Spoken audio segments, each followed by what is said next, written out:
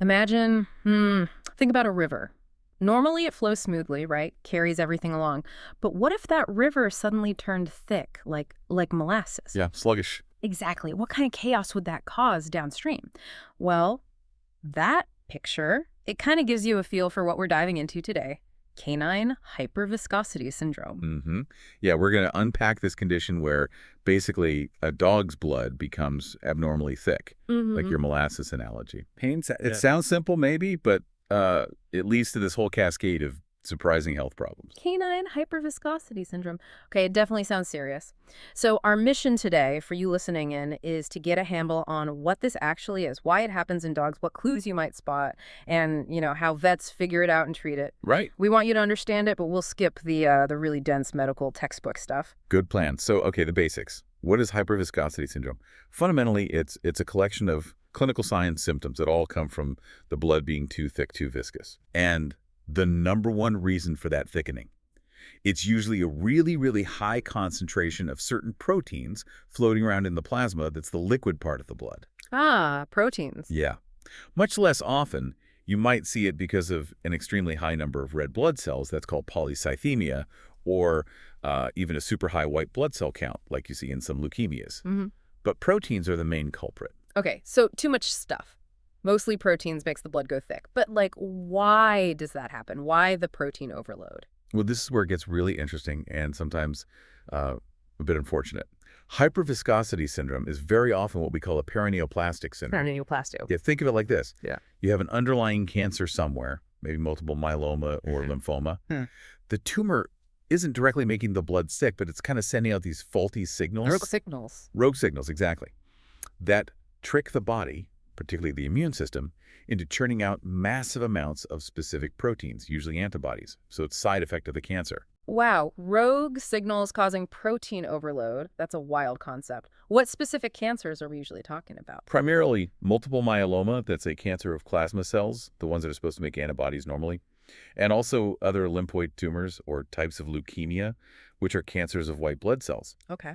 In these situations, you might see the total protein level in the blood plasma shoot way up, maybe over 10 grams per deciliter, which is very high. And there's a specific test, serum protein electrophoresis, Right. that can often pinpoint this issue. It shows what's called a monoclonal gammopathy. Fancy term. But it just means the body is suddenly making huge quantities of one single type of abnormal protein. So these rogue proteins are essentially what's making the blood so viscous, so syrupy. Precisely. And that thickness, that viscosity, makes it physically harder for the blood to flow, especially when it gets into the tiny, tiny blood vessels and capillaries all over the body.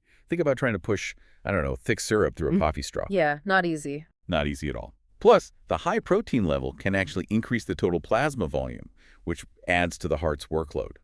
And here's a weird twist. All that extra protein can actually interfere with the normal blood clotting process. Wait, so thick blood can lead to bleeding problems. It can, yeah. We call it coagulopathy. It seems counterintuitive, but the proteins can sort of gum up the works for the platelets and clotting factors. Huh. Okay, it really sounds like a domino effect. Which parts of the body tend to suffer the most from this sluggish flow? Well, the systems that really take the hit are the blood and lymphatic system itself, obviously, but also the eyes and the nervous system. Why them specifically? Because both the brain and the eyes rely heavily on intricate networks of very small blood vessels. So they're particularly vulnerable when blood flow slows down. Much less commonly, a dog might even develop a pulmonary thromboembolism, that's a blood clot that breaks off and travels to the lungs, which is very serious. Definitely. Now, is this something we see more in certain breeds? Or maybe males versus females? That's interesting. While we definitely see it more often in dogs compared to cats, there don't seem to be any strong breed predispositions popping up. No specific sex link either. Okay. But age is a factor because the most common underlying causes are those cancers we talked about, and cancer incidence generally increases with age. Ah. It follows that hyperviscosity syndrome tends to be diagnosed more often in older dogs. That makes perfect sense, the link to the underlying conditions. Okay, so thinking about someone at home with their older dog, perhaps, what are some of the first clues, the things an owner might actually notice? Yeah, this can be tough because the early signs aren't always super obvious or specific. They can be quite vague, actually. Like what? Well, An owner might notice their dog just isn't interested in food that's anorexia, or they're sleeping a lot more, seem really tired, lethargy, maybe just seem generally down or depressed. Okay, kind of general malaise. Exactly. You might also see them drinking a lot more water and urinating more frequently. We call that polyuria and polydipsia, or PUPD. Right, the classic PUPD. Yeah. Then, as things potentially progress, owners might notice more dramatic signs. Maybe the dog seems to be bumping into things, suggesting vision problems. Or they might seem unsteady on their feet, kind of wobbly or uncoordinated as ataxia. Like they're drunk. A bit like that, yeah. Seizures can happen too. Or owners might notice bleeding. Maybe nosebleeds or bleeding gums or just bruising easily. And in some cases, difficulty breathing. Wow, that's quite a range from just being a bit off to seizures and blindness. Yeah. Okay, so that's what an owner might see. What about when the dog gets to the vet? What might the veterinarian pick up on during an exam? The vet will be looking for clues that fit the picture. Neurologically, yes, they might observe disorientation or evidence of seizures. Cardiovascular signs could include a fast heart rate tachycardia or rapid breathing tachypnea. That might happen if the heart is straining against the thick blood, or if there's fluid buildup, or in that rare case of a clot in the lungs. Bleeding signs are a big one. Those nosebleeds, called epistaxis, or bleeding from other mucous membranes, are definitely red flags. The vet might also feel enlarged organs during the physical exam, maybe an enlarged liver, hepatomegaly, or spleen, splenomegaly, or enlarged lymph nodes, lymphadenopathy. And the eyes, you said they're often affected. Yes, the eye exam can be really revealing. The vet might see those visual deficits the owner noticed, but they can look deeper. They might see the retinal blood vessels looking engorged, kind of tortuous or twisty. There could be bleeding within the retina itself or even detachment of the retina. Swelling of the optic disc, called papilloma, is another sign. You can really visualize the struggle in those delicate eye structures. It paints a pretty clear picture. So we've covered the what, the who, the signs. Let's loop back to the why again. We know cancer is a major cause, especially multiple myeloma and lymphoma. Are there other paths that lead to this thick blood state? Yes, absolutely. While those cancers involving antibody-producing cells or other white blood cells are definitely the headliners, it's not the only way. Significantly high red blood cell counts polycythemia, where the hematocrit gets really high, say over 65%, can also physically make the blood too thick. Okay, just too many cells packed in. Right. And interestingly, certain chronic, kind of smoldering inflammatory conditions can sometimes trigger that same abnormal protein production, that monoclonal gammopathy, even without a true cancer being present. Like an infection. Exactly. A good example in dogs is ehrlichiosis, which is a disease spread by ticks. We sometimes see hyperviscosity associated with that. And then, very, very rarely, some chronic autoimmune diseases like systemic lupus or rheumatoid arthritis have been linked to it as well. Okay, so it's mostly cancer, but infection or severe inflammation are possibilities too. Got it. So a dog comes in showing some of these worrying signs. How does the vet team actually diagnose this, putting the pieces together? Well, the first thing to remember is that hyperviscosity syndrome itself isn't the final answer. It's a syndrome, a collection of signs that tells us something serious is going on underneath. It's a big red flag. So the hunt is on for the underlying cause. Precisely. Initially, the vet might be thinking about other things that could cause similar signs, like maybe other unexplained neurological issues or different types of bleeding disorders. But lab tests, blood work, and urine tests, they're really the cornerstone for figuring this out. Okay, lab work. What specific tests are most revealing? A complete blood count, the CBC, is usually step one. It might show something called non-regenerative anemia, meaning the body isn't making enough new red blood cells to keep up. That is, unless the cause is actually polycythemia, too many red cells. Right, depends on the cause. Exactly. The CBC might also show low platelet numbers, thrombocytopenia, or sometimes low white blood cell counts, leukopenia. Then there's the biochemistry profile. This is often where we see the big clue. A high total protein level, often above 9 grams per deciliter, and specifically high globulin levels, usually over 5-year.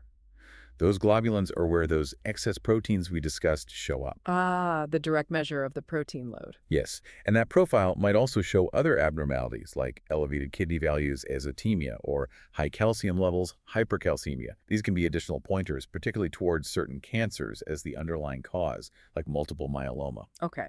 What about urine tests? Urinalysis is important too. It might show that the urine is quite dilute. We call that isostenuria, which can tie into kidney function or that PUPD.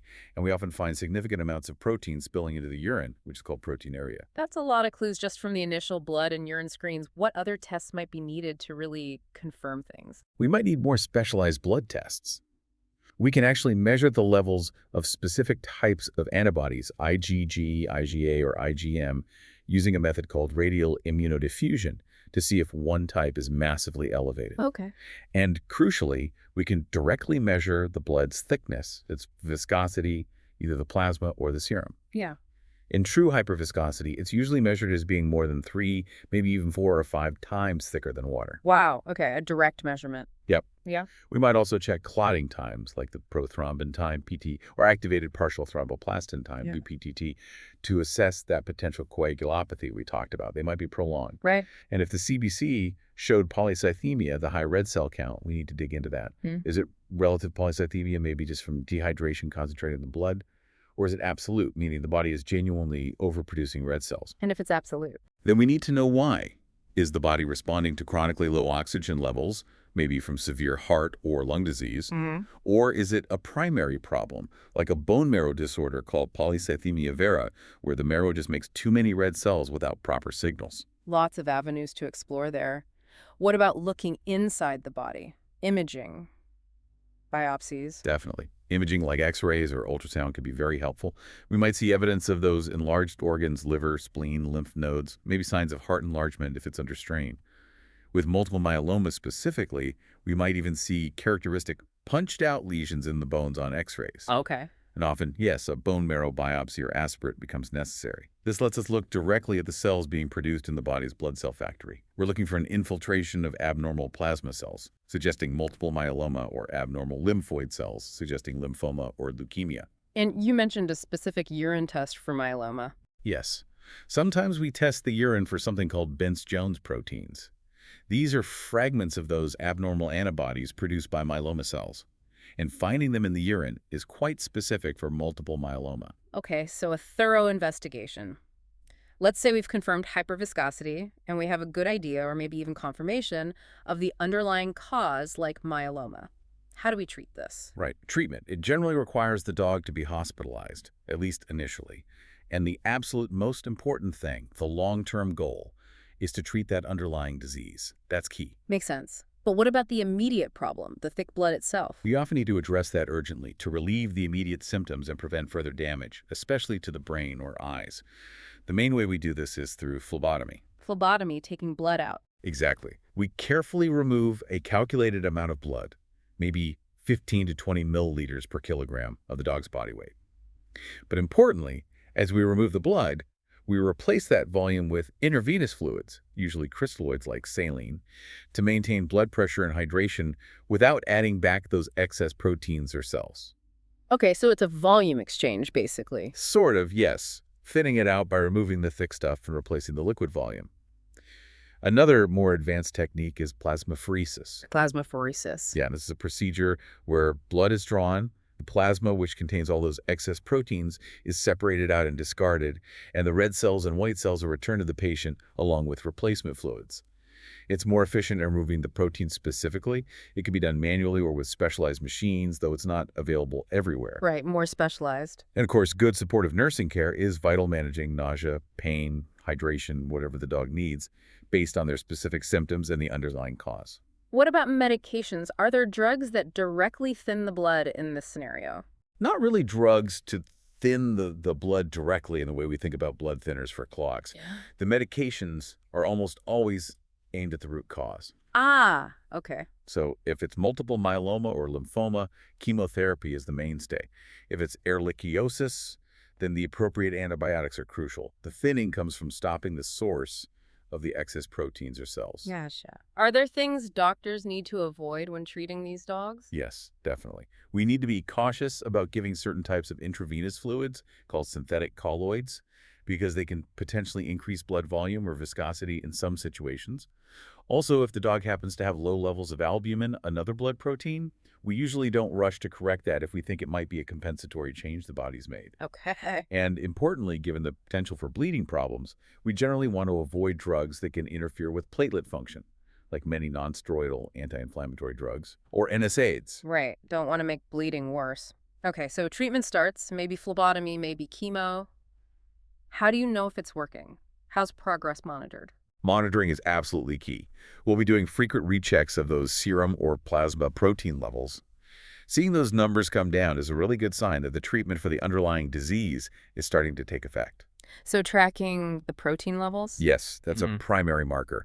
We'll also repeat other blood tests, like the CBC and biochemistry profile and maybe urinalysis, to monitor the anemia, kidney values, calcium, and overall response to therapy. It's an ongoing process. This has been, wow, a really thorough look at a complex condition.